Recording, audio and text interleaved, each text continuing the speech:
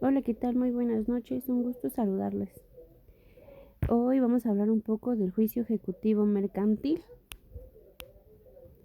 Comenzaré mencionando que como juicio mercantil recibe esta calificación todo aquel que tenga por objeto ventilar y decidir las cuestiones que se deriven de los actos de comercio, según el artículo 1049 del Código de Comercio. ¿Ok? Entonces, en tal sentido, ¿cuál es la naturaleza jurídica del juicio ejecutivo mercantil? Pues va a hacer referencia a dirimir las controversias de carácter mercantil, dándole la característica de mercantil el hecho de que si el litigio que será resuelto por la instancia judicial correspondiente, ya sea un juzgado especializado en materia mercantil o mixto cuando no hay juzgado especializado por materia, deriva de un acto de naturaleza mercantil. Entonces, dicho procedimiento quedará absorbido por las propias leyes procesales mercantiles. De ahí tenemos que entonces la naturaleza del proceso mercantil entre en acción, ya que al momento en el que la cuestión principal derive de un acto de comercio, entonces, es decir, va a entrar en acción cuando nuestra cuestión principal va a derivar de un acto de comercio, como lo veníamos viendo, a lo mejor el cobro eh, de una letra de cambio, de un cheque, a lo mejor porque tuvimos que ver cuestiones en las que vendimos algo y no nos pagaron, etcétera. Entonces, asimismo, en los actos mixtos, es decir, cuando una de las partes en un contrato celebra un acto de comercio y la otra parte celebra un acto meramente civil. Lo que decíamos en clases anteriores sobre a lo mejor me dedico a vender motos y alguien me compra una moto pero que no se dedica al comercio. Aquí estaríamos hablando de actos mixtos. La controversia respectiva habrá de instaurarse y resolverse a través de un juicio mercantil. ¿Por qué? Porque se está celebrando un acto de comercio o a través de un acto de comercio. Entonces, aquí también vamos a hablar un poquito del sistema mexicano del juicio oral. Yo creo que ya lo han escuchado, apenas tuvo bastante auge y pues en el sistema mexicano como tal no existe el juicio 100% oral, ya que aunque así lo señala el Código de Comercio, es decir, el juicio mercantil oral, aún los trámites se interponen y substancian mediante escritos, es lo que hablamos de la demanda inicial, la contestación, y aunque, por ejemplo, autos y demás, también son escritos. Aún los trámites pues se interponen y sustancian mediante escritos. Únicamente las audiencias se desahogan ante el juez de la causa de manera oral y las audiencias pues son grabadas y pueden servir como medio de prueba a su vez.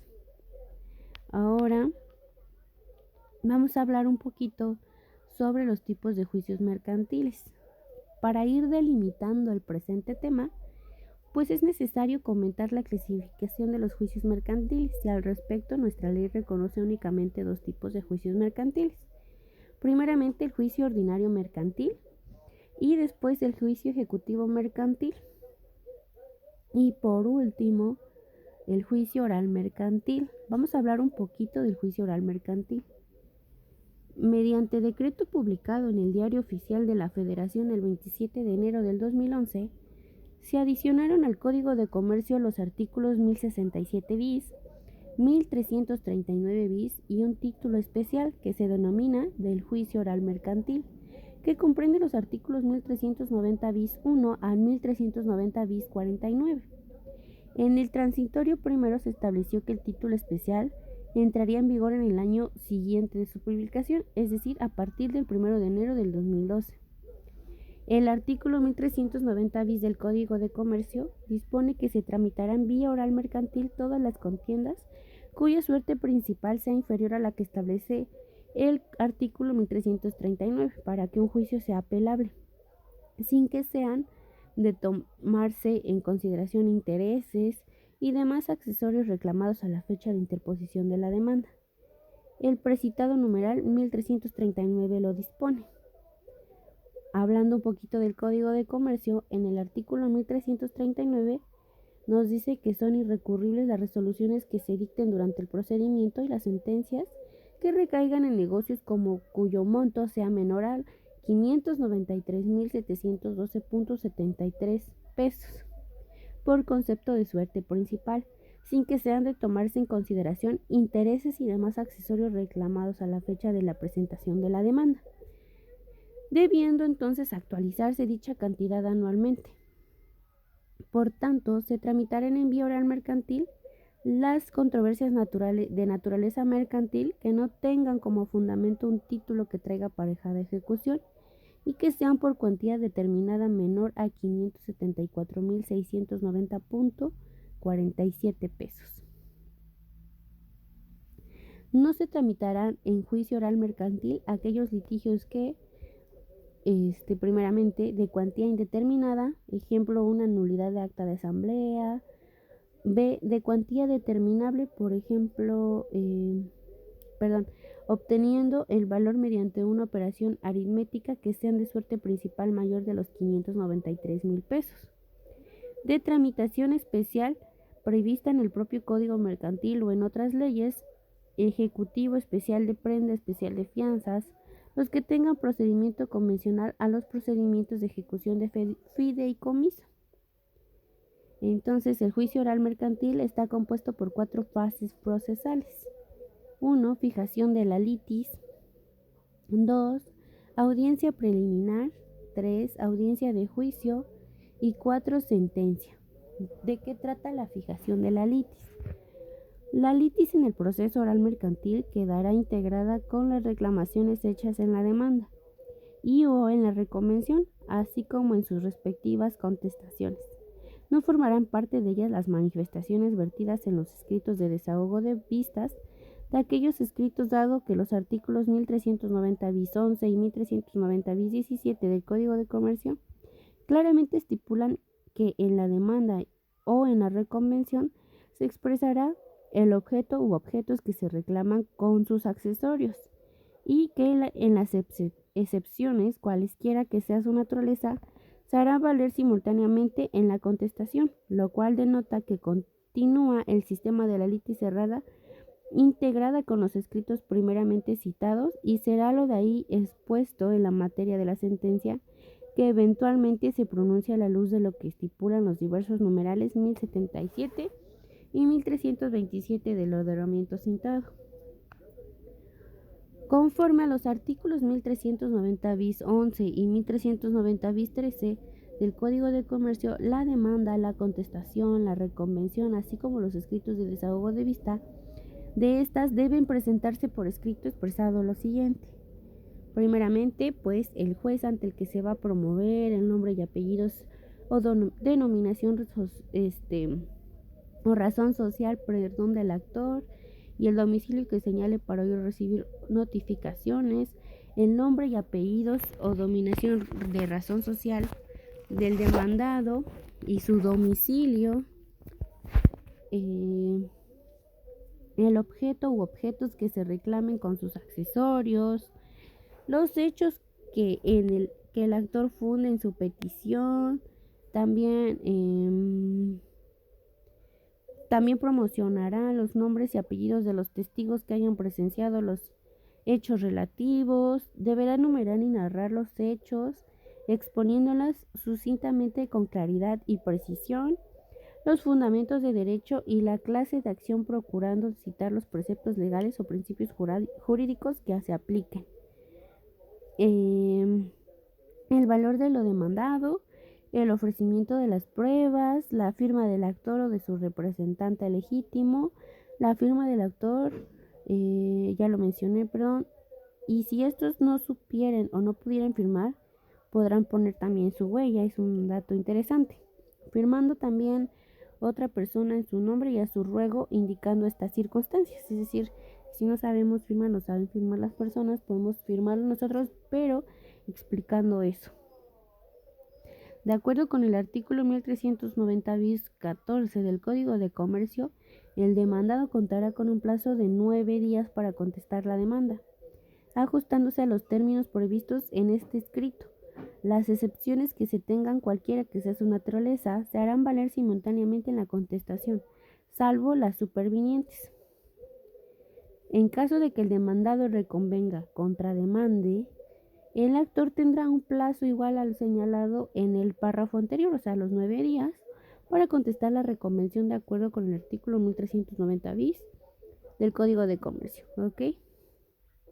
Ahora un poco de la audiencia preliminar, pues esta constituye la primera audiencia de contenido complejo en la participación, en la que participan, tres sujetos procesales, el juez y las partes. La implementación del juicio oral por audiencia busca que el juez asuma su papel de director del proceso, que tenga una presencia activa, por tanto, será indispensable que esté debidamente instruido de los planteamientos hechos por las partes. Es decir, el juez se tiene que saber exactamente y perfectamente el juicio y lo que pasó. Los fines esenciales de esta audiencia preliminar se pueden agrupar en evitar el juicio, porque esta audiencia preliminar trata un poquito más de la conciliación o de la mediación. Siempre en todas las audiencias van a buscar eso primero, mediar. Después van a limitar su objeto, es decir, van a excluir hechos no controvertidos. A lo mejor que yo digo que me debe, él acepta que me debe y se excluye ese hecho. ¿Por qué? Porque se trata de depurar el proceso para que se excluyan cosas ajenas, es decir, que no estén pues en el juicio, ¿no? Y para que se haga más rápido y más corto, todo pues tratando de llevar un mejor juicio. Ahora,